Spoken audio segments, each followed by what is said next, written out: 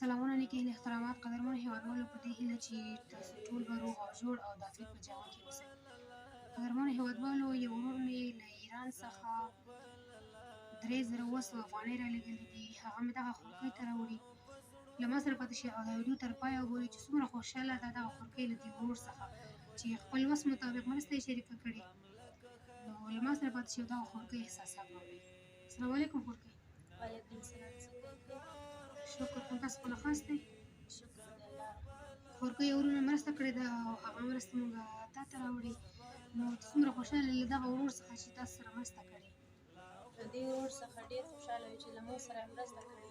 الله دې ورته ډېره ورکړي او الله دې ورته مخه رڼا کړي او کاروبار کې برکت واچوي او په ځوانۍ کې دې ورته هم برکت واچوي.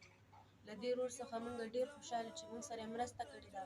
زموږ په کور کې هېڅ هم نه وو چې موږ خوړلی وی او د دې ورور څخه ډېر خوشحاله یو چې موږ سره یې مرسته کړې او موږ به اوس هر څه وایو. خورکۍ له دې څخه مه اخلئ چې زه تاسو ته مرسته راوړم. تاسو سره چا مرسته کړې ده؟ نه، موږ سره هېچا هم مرسته نه ده کړې. اوس په کور کې د خوراک څښاک لپاره څه لرئ؟ نه، هېڅ هم نه لرو.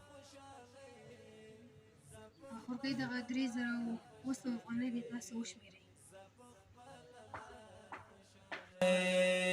نموی پکار خوشالی زپخ پللار خوشالی زپخ پللار خوشالی لاخم پزرونو دی پرو غم لک خمار خوشالی 3200 انشاءالله چې نور هېوادوالو هم مرسته کوله زه ستاسو په خدمت کې یم.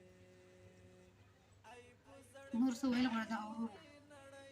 له دې ورور څخه دا ویل غواړو چې موږ سره بیا مرسته وکړي چې زموږ کور کې هېڅ هم نشته چې دې نه وروسته هم موږ سره دا ورور پاتې شي او له موږ سره مرسته وکړي. خورکۍ انشاءالله تاسو دعاګانې کوئ. بس تاسو په هیله یو چې تاسو دعاګانې وکړئ او هغه ورونه چې ستاسې غږ اوري مرسته وکړه موږ یې تاسو ته رسوو. بس یوازې تاسې دعاګانې کوئ. الله دې موږ ته او هغه ورونو ته توفیق ورکړي چې تاسو سره مرسته وکړي او موږ ته توفیق راکړي چې د هغوی مرسته تاسو ته ورسوو.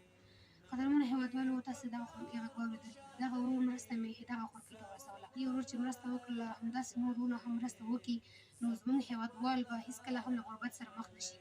ژمی راغلی دی، هغه کورنۍ هغه اولادونه د میندو چې د اغوستو لپاره جامې نه لري، خوراک څښاک لپاره د خوړو لپاره څه نه لري. نو له تاسو ته هیله کوم چې له ما سره ملاتړ شي او همکاري وکړئ تر څو د دوی په شونډو مسکا راولو او د انسانیت حق ادا کړو.